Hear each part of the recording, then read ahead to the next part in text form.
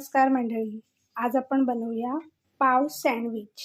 हे माझ्या मुलीला खूप आवडतात स्कूलमध्ये नेण्यासाठी, तर मला थोडे एक्स्ट्राचेच द्यावे लागतात। तर आपण आज बनवूया। त्यासाठी आपण इथे काकडी घेतलेली आहे, टोमॅटो घेतलेला आहे आणि कांदा घेतलेला आहे आणि आपण चीज पण टाकणार आहोत मध्ये। थोडंसं त्यावर थोडंसं मीठ टाकायचं, जास्त नाही, ऑप्शनल आहे, मीठ टाकायचं असलं तर टाकू शकतात। आणि हे मी घेतलेले आहेत ओरिगॅनो आणि चिली फ्लेक्स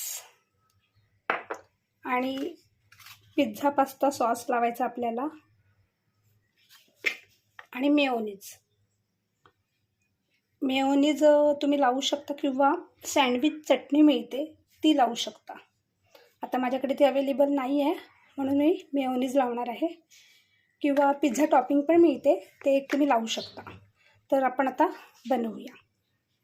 तर आपण असा पिझ्झा पास्ता सॉस घेतला आहे, हा लावून घ्यायचा आहे असा, आणि मेयोनीज घेतला आहे, हे असं लावून घ्यायचं।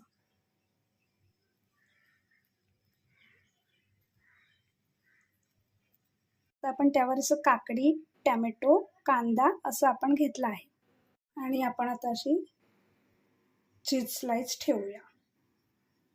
थोडंसं चिली फ्लेक्स टाकूया, ऑरिगॅनो टाकूया, एकदम थोडंसं मीठ टाकूया आणि आता आपण ह्याला बंद करूया।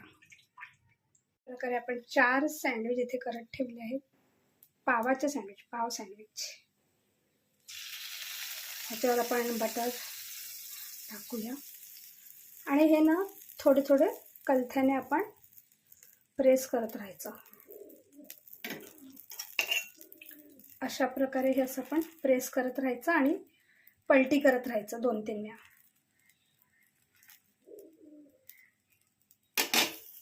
मी आता अशा प्रकारे पलटी करून झाले आणि स्कूलमध्ये मुलींना खूप आवडतात हे। रोजचा प्रश्न पडतो काय बनवायचं, रोज चपाती भाजी खाऊन मुली कंटाळलेल्या असतात, तर टिफिनसाठी खूप योग्य ऑप्शन आहे हा।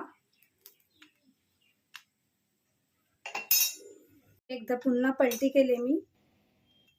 ह्याच्यामुळे काय होते, आपल्या पोटात, मुलांच्या पोटात ना व्हेजिटेबल्स पण जातात।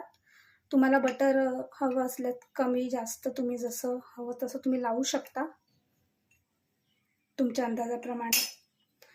आणि एकदा तुम्ही पण सर्वांनी नक्की ट्राय करून बघा आणि रेसिपी आवडली असल्यास प्लीज लाईक, शेअर आणि सबस्क्राईब करायला विसरू नका। आपले पाव सँडविच तयार आहेत, पण लक्षात ठेवा हे बनवताना आपला गॅसची फ्लेम आहे ना ती एकदम स्लो पाहिजे, मीडियम पण ठेवू नका, एकदम स्लो ठेवा। आता आपण काढून घेऊया हे।